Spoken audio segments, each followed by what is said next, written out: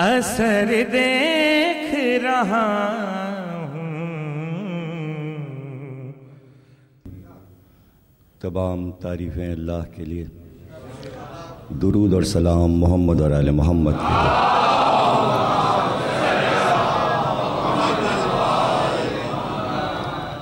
1432 ہجری کے اشرِ محرم کی 5ویں تقریر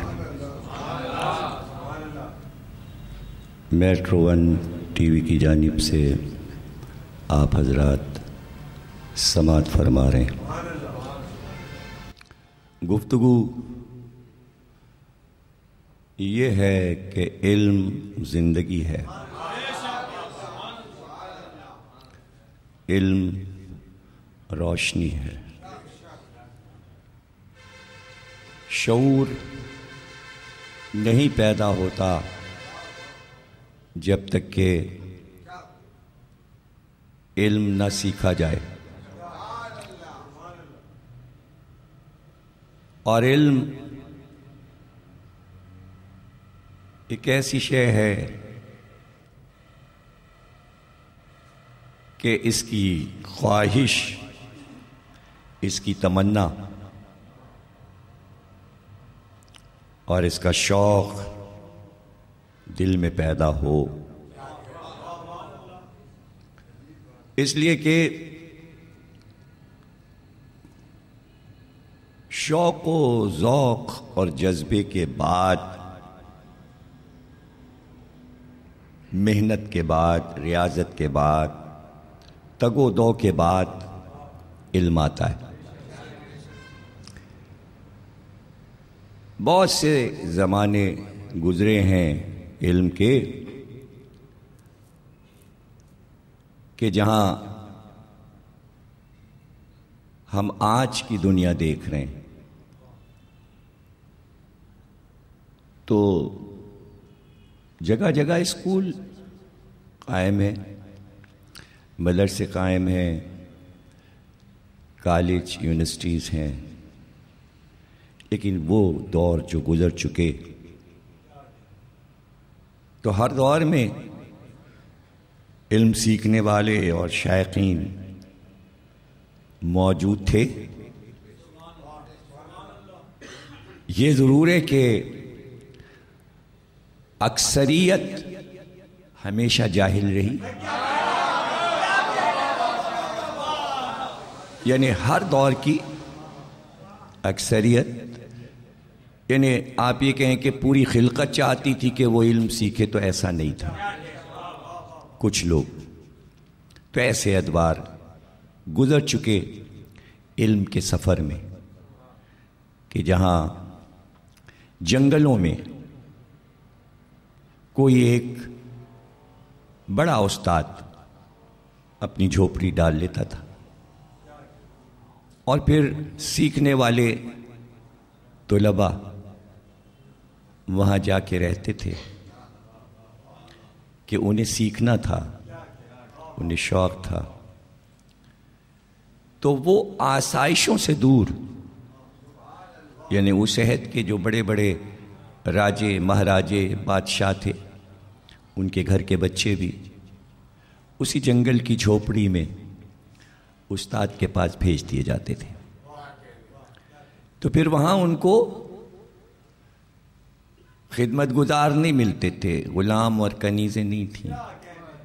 کپڑے انہیں خود دھونے ہوتے تھے، کھانا انہیں خود پکانا ہوتا تھا، سارے کام وہ خود کرتے تھے اور علم بھی سیکھتے تھے. اور جنگل میں ماں باپ سے دور، رشتہ داروں سے دور، دوستوں سے دور، شہر کی آسائش اور عیش و عشرت سے بہت دور. اور پھر جب وہ پڑھ کے آتے تھے، سیکھ کے آتے تھے، تو علم کا خزانہ ساتھ لاتے تھے. تو کوئی پوری خلقت تھوڑی چلی جاتی تھی جنگل میں استادوں کے پاس. اس لیے کہ یہ جذبہ عطیہ خداوندی ہے کہ جس کے دل میں یہ شعلہ لپک جائے کہ ہم علم سیکھیں گے، اس میں شوق پیدا ہو جائے، تو کچھ لوگوں میں شوق پیدا ہوتا تھا. اسی طرح یہ وہ دور تھا کہ جو انبیاء کے ملکوں اور شہروں کی بات نہیں، بلکہ دین و مذہب سے دور کی باتیں، جنہیں ہم تاریخ میں کافر کہہ دیتے ہیں، ان کے زمانوں کی بات ہے. تو اس دور کو جب آپ تلاش کریں گے، ڈھونڈیں گے، تو آپ کو پتہ چلے گا ہر دور میں علم سیکھنے والے موجود تھے، اور بڑے بڑے علماء گزرے، ان کے نام بھی کتابوں میں موجود ہیں.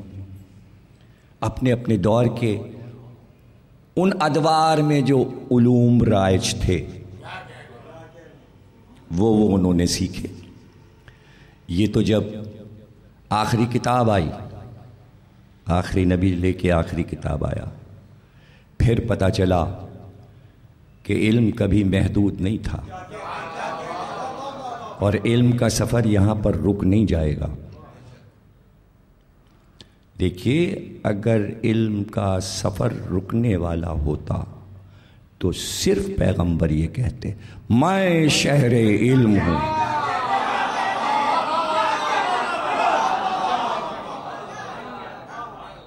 دیکھیے کہاں کہاں آپ یہ محاورہ استعمال کرتے ہیں. خدا نہ کرے کسی کا جھگڑا ہو جائے، بھئی آپ کا جھگڑا ہو گیا، ہاں ہو گیا، لیکن میرے لیے چاہے انہوں نے اپنے دل کے دروازے بند کر دیے ہوں، لیکن ہم نے ان کے لیے اپنے دروازے کھلے رکھے.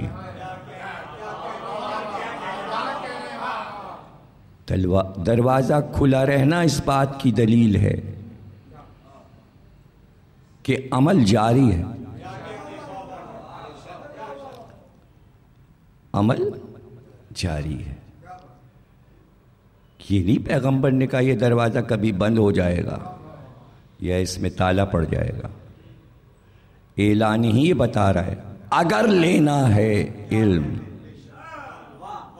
تو میں دروازہ بنا رہا ہوں، شہر علم کا دروازہ کھلا ہوا ہے. علم کا دروازہ کبھی بند نہیں ہوگا.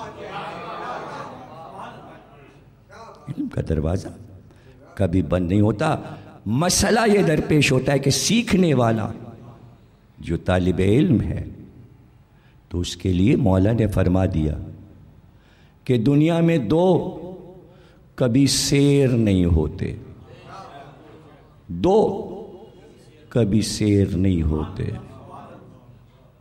اور کہتے جاتے ہیں. ایک طالب علم سے کبھی سیر نہیں ہوتا، اور ایک دولت جمع کرنے والا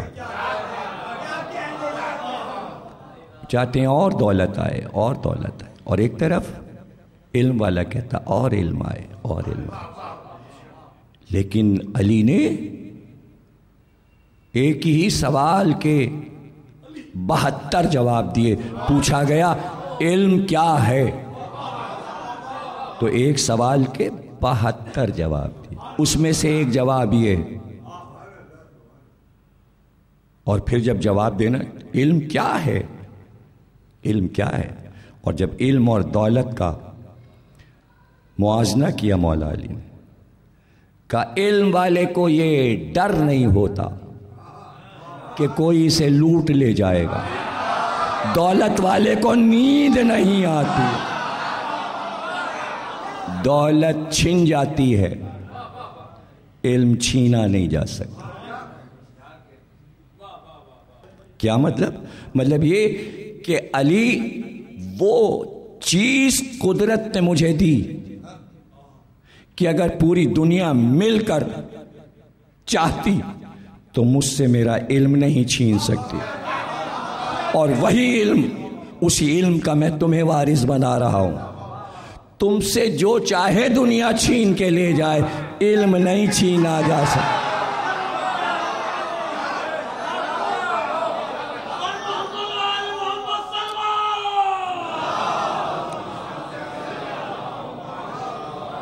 علم جاننے والے کو کوئی خطرہ نہیں ہوتا، اور علم جاننے والا جو عالم ہوتا ہے وہ ہر صدی میں عالم رہتا ہے،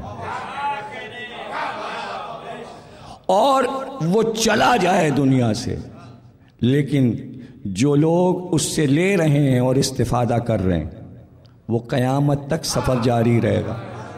تو پتہ چلا علی کا علم کل بھی اسی طرح محفلوں میں لٹایا جا رہا تھا اور آج بھی لٹایا جا رہا ہے، تاکہ اندازہ ہو کہ لمٹ نہیں ہے، طول و عرض میں علم نہیں ہے۔ اللہ اپنے محبوب بندوں کو وہ علم دیتا ہے کہ جو کبھی ختم نہ ہو۔ 1400 سال گزر گئے سناتے سناتے، مجلس میں پڑھتے پڑھتے تو کوئی کہتا کہ ہاں بھائی ختم ہو گیا، اب دہرایا جا رہا ہے۔ پیغمبر نے وہ چیز عطا کی علی کو، اور چیز لفظ ہے عین لام میم، اس میں زبر لگائیے اور زیر لگائیے تو زیر و زبر سب علی کا۔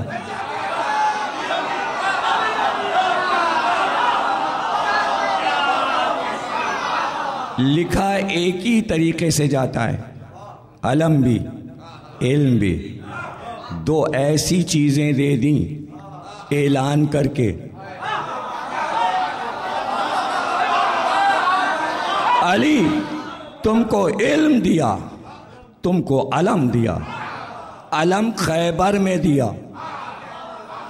تو اگر آپ اندازہ کریں تو چونکہ دنیا نے، توجہ کیجئے گا، دو چیزیں پیغمبر نے عطا کی، اور پیغمبر کو قدرت نے عطا کی تھی۔ اللہ نے اپنے حبیب کو علم بھی دیا اور علم بھی دیا۔ پیغمبر نے وہ دونوں چیزیں علی کو دے دی، کہا علم تمہارا، علم تمہارا۔ علم سخاوت کا در دیکھ کے آتا ہے، علم شجاع کے پاس آتا ہے۔ دیکھیں شجاع مینس دل قوی ہو، نہیں سمجھے آپ؟ دل قوی ہو، دل سے بہادر ہو، اس کا لفظ جو ہو وہ شجاعت کا پیکر بن رہا ہو۔ تو قائد اعظم کوئی بہت بڑے لہیم شہیم نہیں تھے، دل کے بہادر تھے۔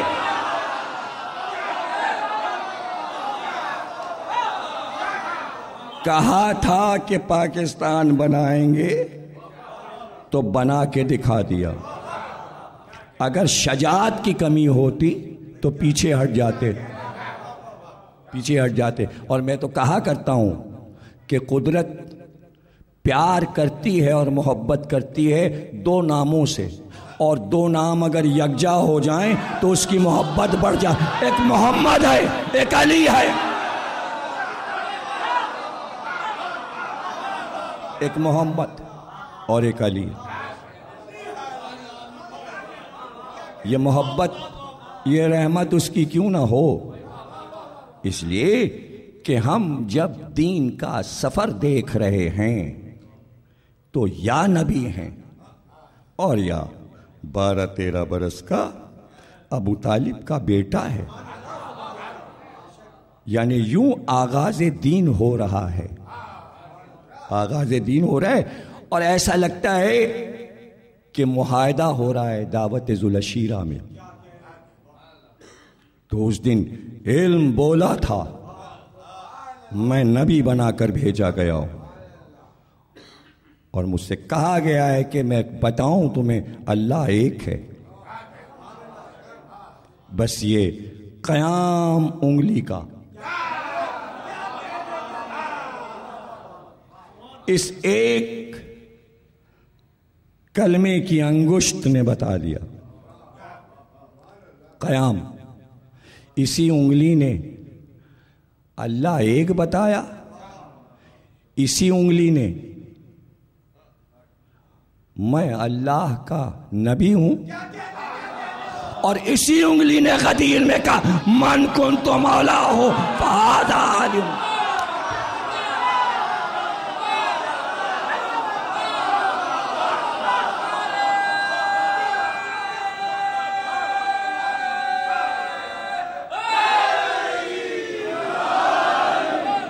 کہو اللہ ایک ہے، کہو اللہ ایک ہے، کہو اللہ ایک ہے.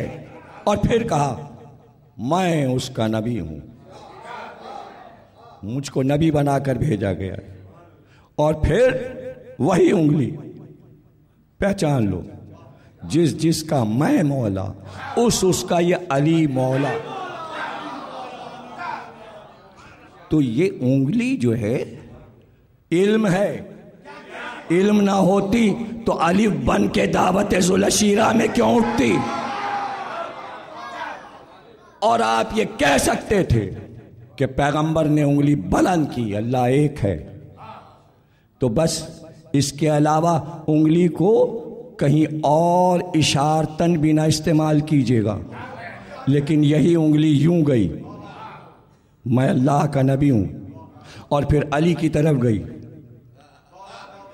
تو اللہ سے یوں چلی، پھر نبی کی طرف آئی، پھر ولی کی طرف گئی. تو اگر ہم مجلس کے بعد کہیں السلام علیکہ یا ابا،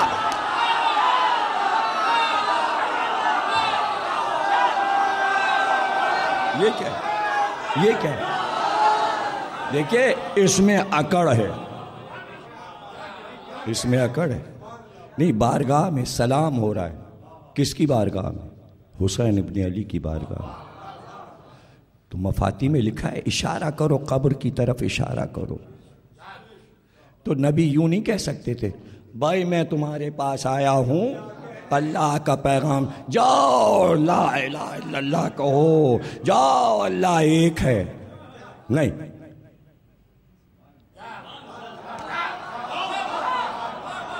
اس کی کیا ضرورت ہے؟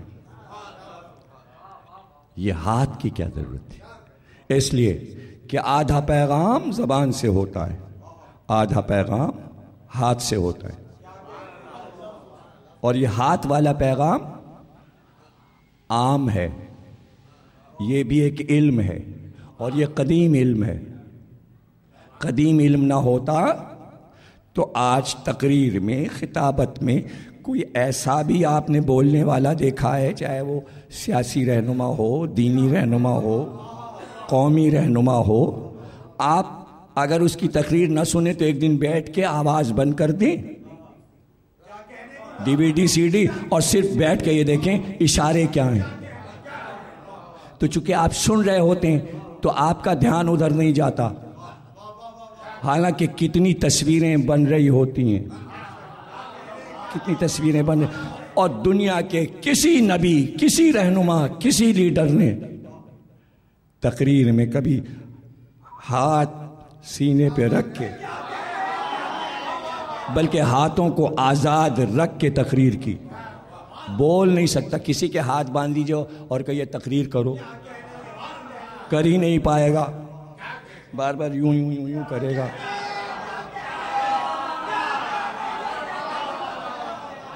یعنی تقریر میں آزادی چاہیے، چہرے کو آزادی چاہیے، آنکھوں کو، ابروؤں کو، ہاتھوں کو، شانے. اس لیے کہ انبیاء جب تقریر کرتے تھے، یا بڑے بڑے فلسفی سقراط و ارسطو اور افلاطون، تو اب آپ خود ہی دیکھ لیجئے کہ کوئی ایسا رہنما ہے جس کی تصویر میں آپ نے ہاتھ نہیں دیکھا. تو ہاتھ کے ساتھ کیوں تصویر ہے؟ قائد اعظم، لیاقت علی خان، یعنی کوئی بھی دیکھ لیجئے. گرو نانک کا آج کل جنم دن منایا جا رہا ہے پاکستان میں، ٹرینیں آ رہی ہیں انڈیا سے، ان کا جنم دن ہو رہا ہے، ان کی ولادت کی تاریخ ہے، اور سب سکھ یہاں آ رہے ہیں. گرو نانک کی تصویر میں ہاتھ دیکھیے، مہاتما بدھ کی تصویر میں ہاتھ دیکھیے. جتنے سیاسی رہنما گزرے ہیں، چرچل ہے، ابراہیم لنکن ہے، امریکہ کے وزراء ہیں، برطانیہ کے، یورپ کے، ہاتھ. اس کے معنی اس میں کوئی پیغام ہے. تو اب جانے والا جب مر جاتا ہے تو تصویر رہ جاتی ہے. تو اب وہ بول تو سکتا نہیں، اس کے اصل پیغام کا پتہ اس کے ہاتھ سے چلتا ہے، اس کے ہاتھ سے چلتا ہے۔ تو اب ظاہر ہے کہ اگر اللہ ہی یہ بتا دے کہ ہاتھ میں پیغام ہے، اس لیے اللہ نے قرآن کی آیت میں اعلان کیا، ید اللہ فوق ایدیہم، اے میرے حبیب، یہ آپ کے ہاتھ پہ جو بیعت ہو رہی ہے یہ آپ کا ہاتھ نہیں ہے، میرا ہاتھ ہے، اللہ کا ہاتھ ہے۔ تو اب ہاتھ کا علم قدیم تھا، آدم کے دور سے آ رہا تھا۔ دیکھیں یہ جتنے علوم چلے اس میں سے ایک علم ہاتھوں کا اشارہ ہے، یہ ہاتھ پورا علم ہے، ہاتھ کی ہر لکیر علم ہے۔ علم نجوم کو چھوڑ دیجئے، اس کی بات نہ کیجئے، صرف ہاتھ پورا ہر انسان کا علم رکھتا ہے، انگلیوں میں علم ہے۔ ارے علم چھپانا ہوتا تو آج انگوٹھوں کے نشان لیے جاتے، اور اب تو بات بڑھ گئی بھیا، پہلے تو انگوٹھا کافی تھا، اب تو دونوں ہاتھوں کی 5 انگلیوں کے نشان لیے جا رہے ہیں، یعنی علم اور بڑھ گیا، انگوٹھے سے نکلا اور پنجتن میں سمایا۔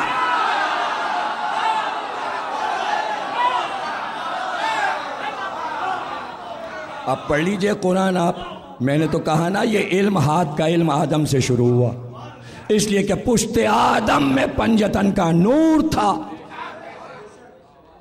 تو فرشتے پیچھے کھڑے رہتے زیارت کے لیے۔ تو آدم نے کہا پروردگار یہ تو سب پیچھے ہوتے ہیں، آگے سناٹا، میرا دل گھبراتا ہے، آگے تو کچھ بھی نظر نہیں آتا، ان فرشتوں کو سامنے لا۔ تو اللہ نے کہا اچھا وہ نور ہم تمہاری پیشانی میں لائے۔ جب آدم کی پیشانی میں نور آیا تو سب آ کے جمع ہو گئے سامنے۔ اب آدم کہنے لگے کہ ہاں سب آ تو گئے سامنے، اب دل لگے گا جنت میں، سارے فرشتے میرے سامنے ہیں، لیکن یہ نور جو پشت میں تھا اور اب پیشانی میں تو لایا، سارے فرشتے دیکھ رہے ہیں، میں نہیں دیکھ سکتا۔ تو پشت کا علم پیشانی میں آیا، پیشانی کا علم ہاتھ میں آیا، اب آدم کی 5 انگلیوں میں پنجتن کا نور آیا۔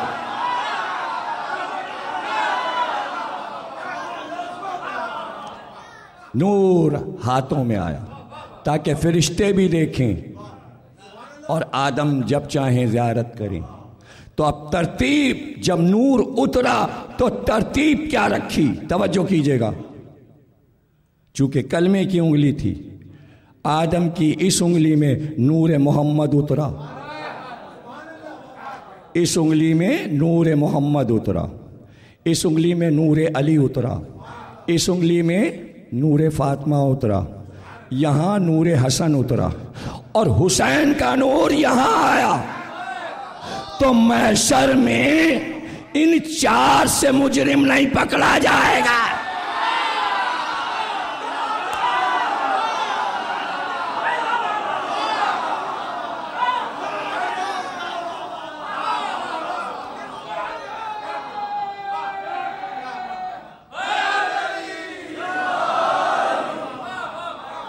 تو قدرت کی نظر میں ہے کہ میرا حبیب کہے گا حسین منی و انا من الحسین، تو آمنے سامنے پہلو میں رہنا چاہیے، اور جب پہلو میں ہو تو یہی محمد کے نور والی انگلی ایک دن جب اٹھے گی تو کہا جائے گا اللہ ایک، تو تعویذ سے حسین قریب ہوگا۔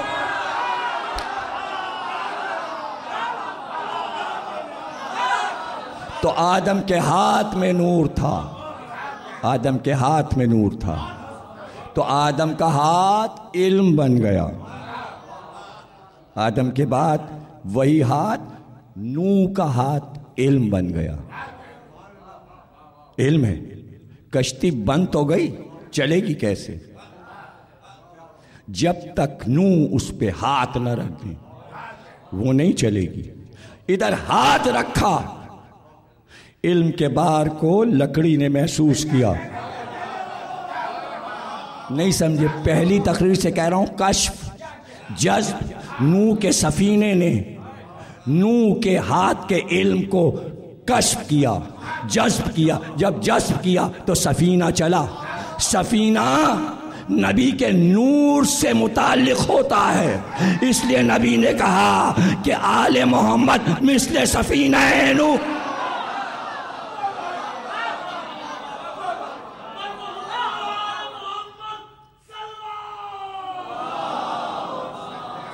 کشتی چل رہی ہے، نہیں رکے گی جب تک نوح ہاتھ رکھ کے کہیں تھم جا. دیکھیے روکنے کا اشارہ یہی ہے. سواری کو روکا بھی یوں ہی جاتا ہے، رک جا، تھم جا. پھر یہی ہاتھ ابراہیم کا ہاتھ علم بن جائے گا، علم بن جائے گا. اب علم کا ارتقاء ہے کہ اس ہاتھ نے کعبے کی دیواریں بنائی. یعنی یہ ہاتھ علم معمار لے کے آیا. معماری بھی تو علم ہے، معماری بھی تو علم ہے. کعبے کے بلاک تو گنیے، دیواروں کے رخوں کو تو دیکھیے، چھت کو تو دیکھیے. آخری دن حج کے دن پورا کعبہ دکھایا جاتا ہے، پوری دنیا دیکھتی ہے اندر سے باہر سے کہ کعبہ ہے کیا. تو کعبہ ہے کیا؟ کیا ہے؟ ابراہیم کے ایک ہاتھ کی صنعت ہے. اور کیا ہے؟ ابراہیم کے ہاتھ کی ایک صنعت ہے، اور ایسی صنعت کہ جسے اللہ نے اپنے لیے پسند کر دیا. تو نہیں سمجھے آپ؟ بناتا نبی ہے، بارگاہ میں اللہ کے پیش کرتا ہے، اللہ پسند کر دے تو نبی مقبول ہو جاتا ہے. تو جب پتھر کا گھر بنا کے اللہ کو پیش کر سکتا ہے تو محمد اپنے بچوں کو کیوں نہیں پیش کر؟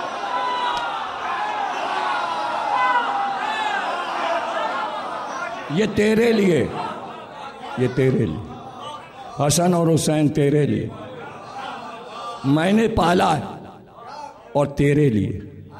تو ابراہیم کا ہاتھ بھی علم بنا، موسیٰ کا ہاتھ بچپن سے علم بنا. علمی تو تھا، اس لیے کہ فرعون یہ کہہ رہا تھا کہ کیا یہ عام بچہ ہے؟ آسیہ کہہ رہی تھی ہاں عام بچہ. کہا ہم اس کا امتحان لیں. ارے بچے کا بھی کہیں امتحان لیا جاتا ہے؟ مگر فرعون کے ذہن میں سمائی تھی کہ میں اس کا امتحان. کہا ایک طرف انگارے رکھ دو، ایک طرف بہت سارے یاقوت رکھ دو، بچے کو بیچ میں چھوڑ دو، دیکھیں کدھر جاتا ہے. اگر جواہرات کی طرف گیا تو پھر یہ عام بچہ نہیں ہے، اور اگر آگ کی طرف چلا گیا تو عام بچہ ہے. یہ دونوں کے رنگوں کو پہچان نہیں پایا، انگارے کے رنگ اور یاقوت کے رنگ. انگاروں کو یاقوت سمجھ کر چلا جائے گا. تو جو کچھ فرعون کے ذہن میں تھا وہ غیب میں تھا. عالم الغیب جانتا تھا کہ یہ کیا سوچ رہا ہے. تو توجہ کیجئے گا، بندے کچھ بھی سوچیں کہ ہم ایسا کریں گے، ایسا کریں گے، ایسا کریں گے، لیکن اللہ کو پتا ہے تم ایسا کرو گے تو ہم ایسا کریں گے.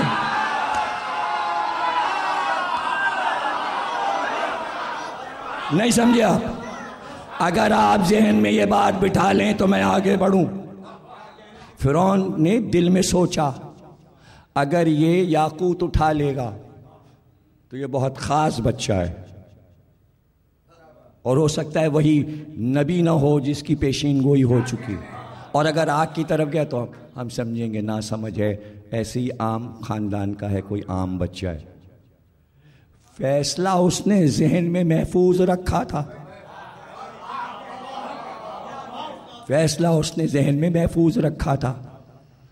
اور موسیٰ چلے، گھٹنیوں چلے، چھوٹے سے تو تھے، گھٹنیوں چلے اور یاقوتوں کی طرف چلے، اس لیے کہ عام بچے تو تھے نہیں سمجھا. ارے نبی ہونے والے تھے، نبی گھرانے کے تھے، عمران کے بیٹے تھے. نبوت کے گھرانے میں پیدا ہوئے تھے، یعقوب کے خاندان میں پیدا ہوئے تھے، یوسف کے خاندان میں پیدا ہوئے تھے، اجداد تو موسیٰ کے یہی تھے، نبوت کا گھرانہ تھا، تو عام بچے تو تھے نہیں، اس لیے یعقوب کی طرف چلے۔ اللہ نے جبریل سے کہا موسیٰ کا ہاتھ پکڑ کے انگاروں پہ رکھ دو۔ فرعون نے کیا سوچا تھا؟ فرعون نے کیا سوچا تھا اور قدرت نے کیا چاہا؟ تو فرعون نے کہا ہاں یہ عام بچہ ہے، انگارے پہ ہاتھ رکھ دیا جبریل نے، اب ہاتھ تو گیا جل اور ہاتھ میں پڑ گیا چھالا۔ چھالا اپنی جگہ، ہاتھ علم ہے۔ ارے علم کی راہ میں اگر چھالے بھی پڑ جائیں،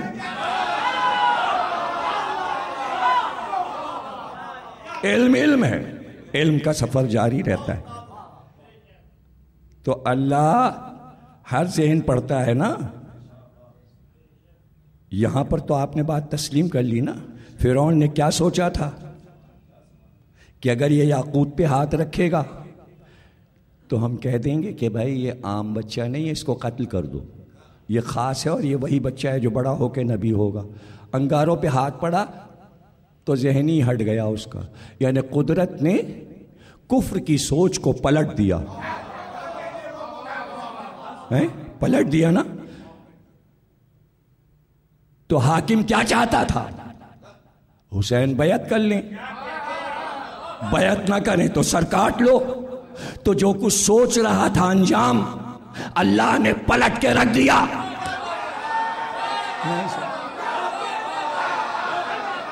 اس نے کیا سوچا اور قدرت نے کیا چاہا؟ قدرت نے کہا حسین سے قتل ہو جاؤ، قتل ہو جاؤ، بیعت نہ کرنا، قتل ہو جاؤ۔ جیسے موسیٰ کا ہاتھ انگاروں پہ رکھا گیا، اسی طرح حسین کو اللہ نے جبریل سے کہلوا کے کربلا بھیجا کہ کوفے نہ جانا، صحرا میں جاؤ، صحرا میں جاؤ۔ سب کچھ ادھر سے وہ جانتا ہے، اس لیے کہ ہم تمہاری موت کو زندگی بنانے والے ہیں، نہیں سمجھے آپ؟ اور سمجھنا چاہیے، ہم تمہارے چھالے کو معجزہ بنانے والے ہیں۔ ہم تمہارے چھالے کو اب قرآن بار بار پڑھیے اور یہ آیتیں نکال لیجئے کہ اللہ نے موسیٰ سے کہا وہ بچپن کا چھالا ہم اسے نور کا ایک ایسا آفتاب بنا رہے ہیں جو تمہاری ہتھیلی میں چمکے گا۔ تم مٹھی بند کرو گے تو اندھیرا ہو جائے گا، مٹھی کھولو گے تو روشنی پھیلے گی۔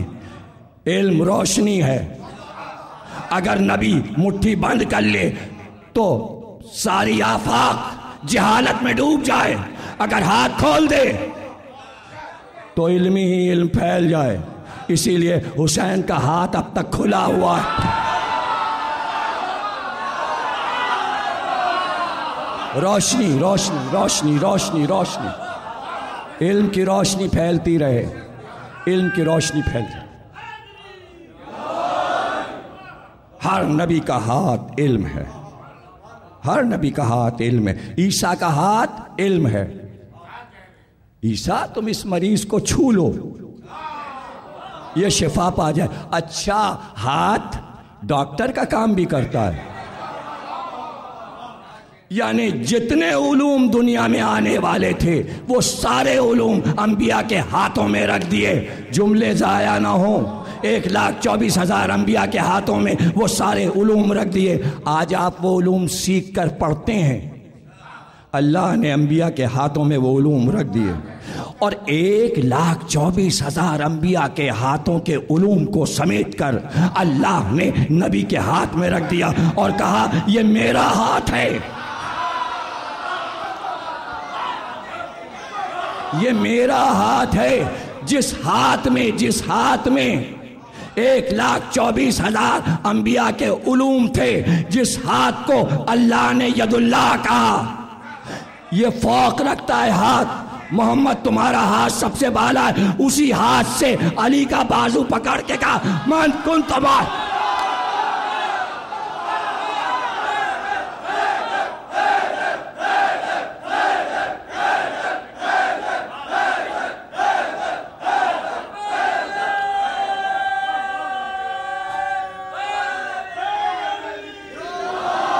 علم کا سفر ہے،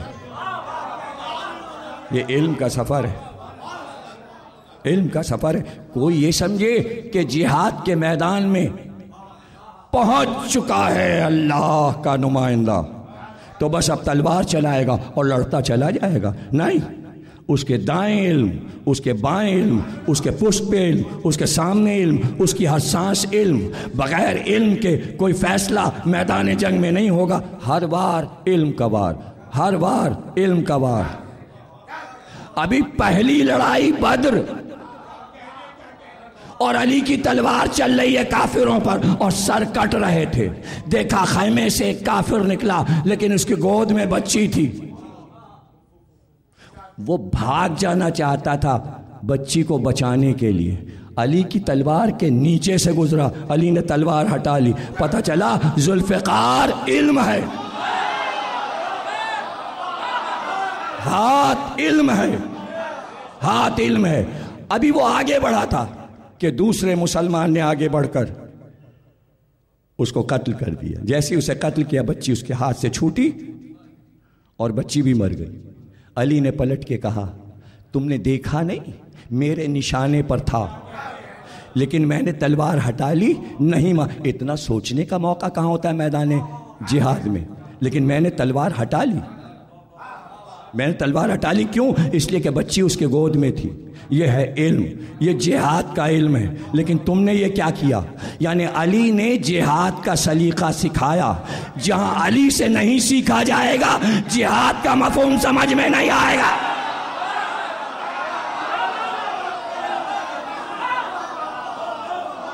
جہاد کوئی جذبہ نہیں ہے کہ جنگ کی آگ میں کود گئے، جہاد علم ہے۔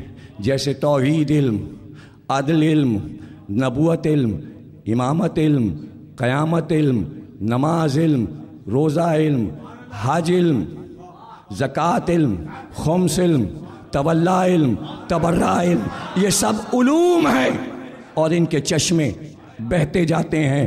صرف سیکھے علم سمجھ کر تو سمجھ میں آئے کہ علم کیا ہے، یہی بتانے کمر کس کے آئے تھے۔ اور راستے کا سفر ہے اور گھوڑے پر حسین تشریف فرما ہیں اور غنودگی ہو گئی اور مقام ہے قصر بنی مقاتل، منزل کا نام ہے۔ ایک دفعہ آنکھ جو کھلی تو کہا ان للہ و انا الیہ راجعون۔ علی اکبر کا گھوڑا ساتھ چل رہا تھا، قریب ہے کہ بابا یہ کلمہ تو ہر وقت کہا جاتا ہے لیکن اس وقت کوئی خاص وجہ؟ کہا بیٹا آنکھیں جھپکیں تو میں نے جیسے خواب میں محسوس کیا کہ کوئی ندا کرنے والا منادی پکار رہا ہے کہ یہ قافلہ جا رہا ہے آگے آگے، موت اس کے تعاقب میں، موت اس کا پیچھا کر رہی۔ کہا بابا کیا ہم حق پر نہیں ہیں؟ کہا بے شک علی اکبر ہم سب حق پر ہیں۔ کہا بابا جب ہم حق پر ہیں تو پھر کیا پرواہ، موت ہم پر آ پڑے یا ہم موت پہ جا پڑے۔ صاحب نہج البلاغہ کا پوتا ہے، علم بول رہا ہے، علم کا گھرانہ ہے، علم بول رہا ہے۔ اللہ اکبر، شبیہ محمد ہیں، اس میں بھی علم ہے۔ جو صورت اللہ نے اپنے بندوں کو عطا کی ہے اس میں بھی علم ہے، اور جو صورت محمد کو عطا کر دی ایسی صورت کائنات میں کسی کو نہیں ملی۔ اسی صورت کی شبیہ تھے علی اکبر، بلکہ علی اکبر میں اتنے صفات تھے، نام علی تھا، دادا کا نام ملا، خلق اخلاق چچا جیسا تھا، خلق حسنی، صبر حسین جیسا تھا، صورت محمد جیسی تھی، اور سن فاطمہ زہرا جیسا تھا۔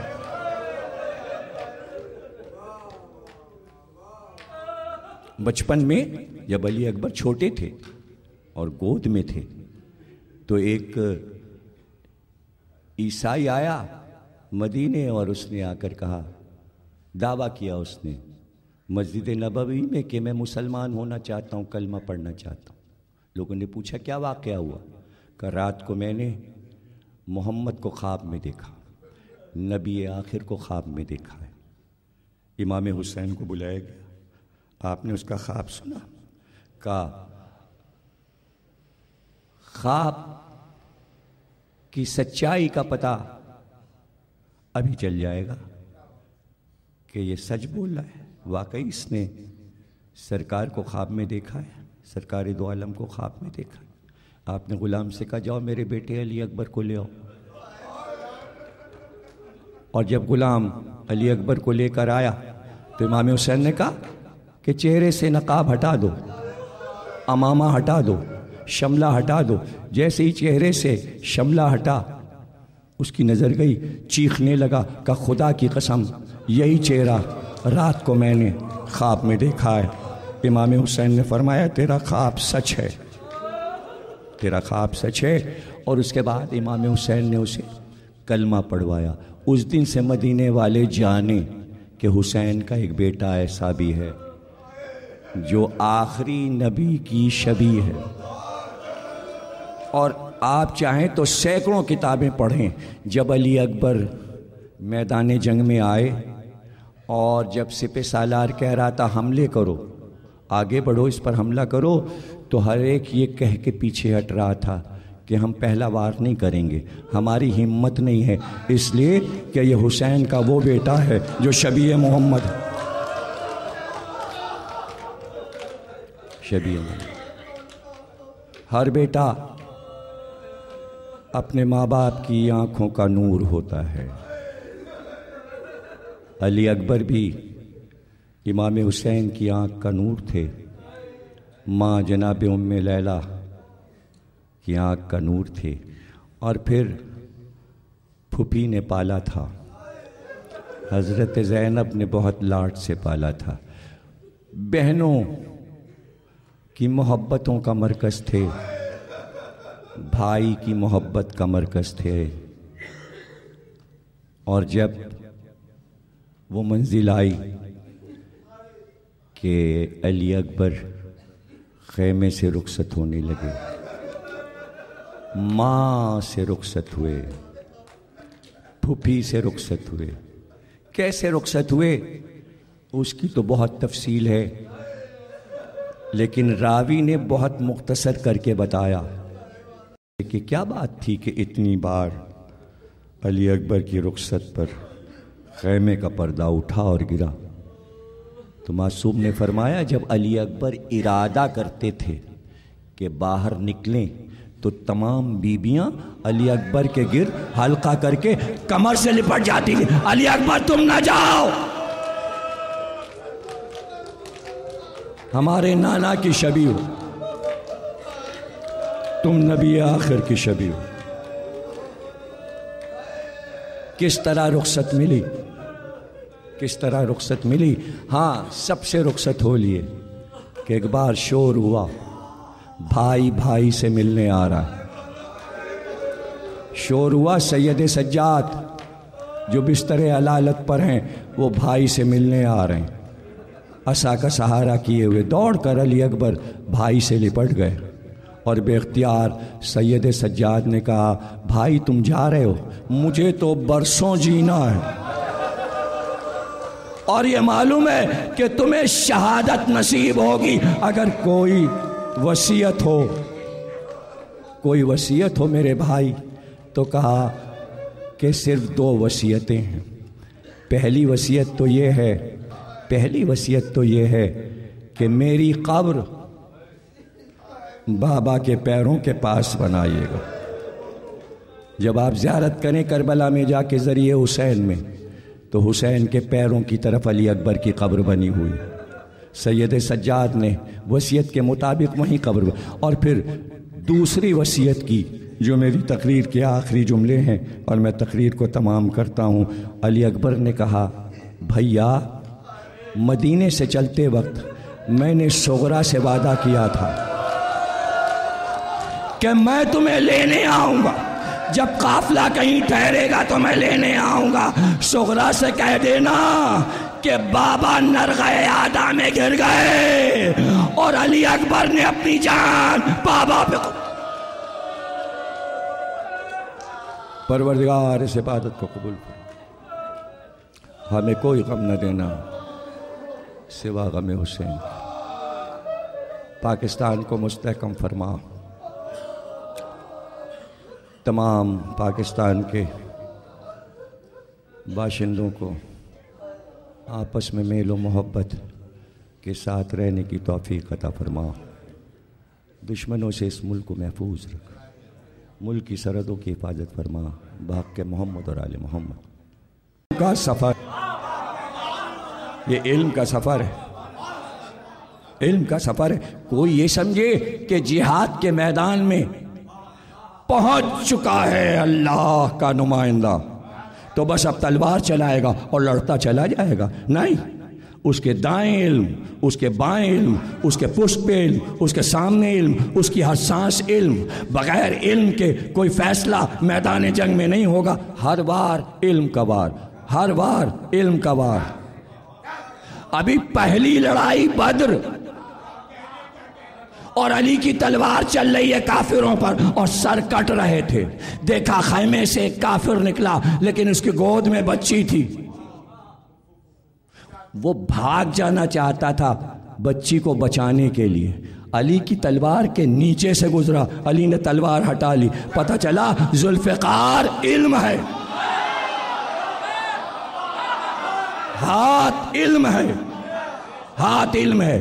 ابھی وہ آگے بڑھا تھا کہ دوسرے مسلمان نے آگے بڑھ کر اس کو قتل کر دیا، جیسے اسے قتل کیا بچی اس کے ہاتھ سے چھوٹی اور بچی بھی مر گئی۔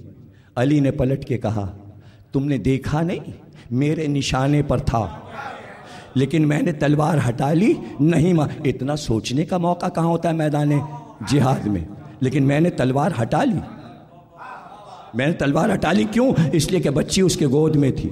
یہ ہے علم، یہ جہاد کا علم ہے۔ لیکن تم نے یہ کیا کیا؟ یعنی علی نے جہاد کا سلیقہ سکھایا، جہاں علی سے نہیں سیکھا جائے گا جہاد کا مفہوم سمجھ میں نہیں آئے گا۔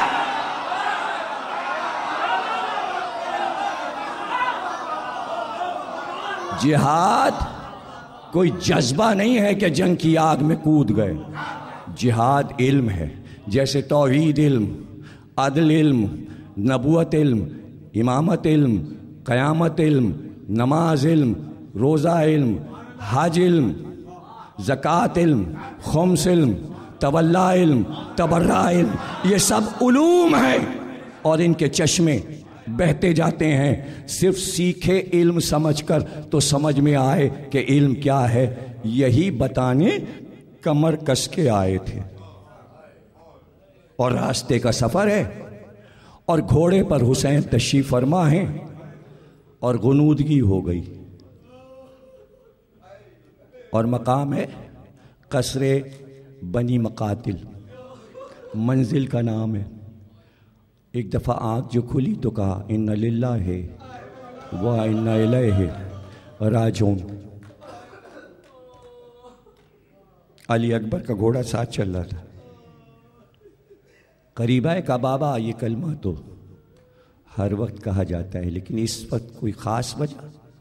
کہا بیٹا آنکھیں جھپکیں تو میں نے جیسے خواب میں محسوس کیا کہ کوئی ندا کرنے والا منادی پکار رہا ہے کہ یہ قافلہ جا رہا ہے آگے آگے، موت اس کے تعاقب میں، موت اس کا پیچھا کرے۔ کہا بابا کیا ہم حق پر نہیں ہیں؟ کہا بے شک علی اکبر ہم سب حق پر ہیں۔ کہا بابا جب ہم حق پر ہیں تو پھر کیا پرواہ، موت ہم پر آ پڑے یا ہم موت پہ جا پڑے۔ صاحب نہج البلاغہ کا پوتا ہے، علم بول رہا ہے، علم کا گھرانہ ہے، علم بول رہا ہے۔ اللہ اکبر، شبیہ محمد ہیں، اس میں بھی علم ہے۔ جو صورت اللہ نے اپنے بندوں کو عطا کی ہے اس میں بھی علم ہے، اور جو صورت محمد کو عطا کر دی ایسی صورت کائنات میں کسی کو نہیں ملی۔ اسی صورت کی شبیہ تھے علی اکبر، بلکہ علی اکبر میں اتنے صفات تھے، نام علی تھا، دادا کا نام ملا، خلق اخلاق چچا جیسا تھا، خلق حسنی، صبر حسین جیسا تھا، صورت محمد جیسی تھی، اور سن فاطمہ زہرا جیسا تھا۔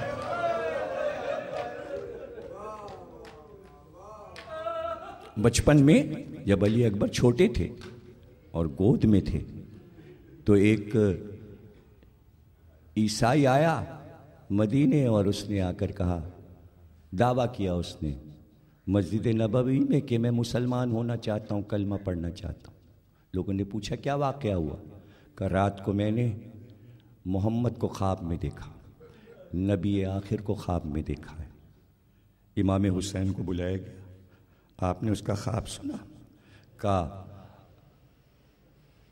خواب کی سچائی کا پتہ ابھی چل جائے گا کہ یہ سچ بول رہا ہے، واقعی اس نے سرکار کو خواب میں دیکھا ہے، سرکار دو عالم کو خواب میں دیکھا ہے۔ آپ نے غلام سے کہا جاؤ میرے بیٹے علی اکبر کو لے آؤ، اور جب غلام علی اکبر کو لے کر آیا تو امام حسین نے کہا کہ چہرے سے نقاب ہٹا دو، امامہ ہٹا دو، شملہ ہٹا دو۔ جیسے ہی چہرے سے شملہ ہٹا اس کی نظر گئی، چیخنے لگا کہ خدا کی قسم یہی چہرہ رات کو میں نے خواب میں دیکھا ہے۔ امام حسین نے فرمایا تیرا خواب سچ ہے، تیرا خواب سچ ہے۔ اور اس کے بعد امام حسین نے اسے کلمہ پڑھوایا۔ اس دن سے مدینے والے جانے کہ حسین کا ایک بیٹا ایسا بھی ہے جو آخری نبی کی شبیہ ہے۔ اور آپ چاہیں تو سینکڑوں کتابیں پڑھیں۔ جب علی اکبر میدان جنگ میں آئے اور جب سپہ سالار کہہ رہا تھا حملے کرو، آگے بڑھو، اس پر حملہ کرو، تو ہر ایک یہ کہہ کے پیچھے ہٹ رہا تھا کہ ہم پہلا وار نہیں کریں گے، ہماری ہمت نہیں ہے، اس لیے کہ یہ حسین کا وہ بیٹا ہے جو شبیہ محمد ہے، شبیہ محمد۔ ہر بیٹا اپنے ماں باپ کی آنکھوں کا نور ہوتا ہے۔ علی اکبر بھی امام حسین کی آنکھ کا نور تھے، ماں جناب ام لیلہ کی آنکھ کا نور تھے، اور پھر پھوپھی نے پالا تھا، حضرت زینب نے بہت لاڈ سے پالا تھا۔ بہنوں کی محبتوں کا مرکز تھے، بھائی کی محبت کا مرکز تھے، اور جب وہ منزل آئی کہ علی اکبر خیمے سے رخصت ہونے لگے، ماں سے رخصت ہوئے، پھوپھی سے رخصت ہوئے۔ کیسے رخصت ہوئے اس کی تو بہت تفصیل ہے، لیکن راوی نے بہت مختصر کر کے بتایا کہ کیا بات تھی کہ اتنی بار علی اکبر کی رخصت پر خیمے کا پردہ اٹھا اور گرا۔ تو معصوم نے فرمایا جب علی اکبر ارادہ کرتے تھے کہ باہر نکلیں تو تمام بیبیاں علی اکبر کے گر حلقہ کر کے کمر سے لپٹ جاتی تھیں، علی اکبر تم نہ جاؤ، ہمارے نانا کی شبیہ ہو، تم نبی آخر کی شبیہ ہو۔ کس طرح رخصت ملی، کس طرح رخصت ملی؟ ہاں سب سے رخصت ہو لیے کہ ایک بار شور ہوا، بھائی بھائی سے ملنے آ رہا ہے۔ شور ہوا، سید سجاد جو بستر علالت پر ہیں وہ بھائی سے ملنے آ رہے ہیں، عصا کا سہارا کیے ہوئے دوڑ کر علی اکبر بھائی سے لپٹ گئے، اور بے اختیار سید سجاد نے کہا بھائی تم جا رہے ہو، مجھے تو برسوں جینا ہے، اور یہ معلوم ہے کہ تمہیں شہادت نصیب ہوگی اگر کوئی وصیت ہو، کوئی وصیت ہو میرے بھائی۔ تو کہا کہ صرف 2 وصیتیں ہیں، پہلی وصیت تو یہ ہے، پہلی وصیت تو یہ ہے کہ میری قبر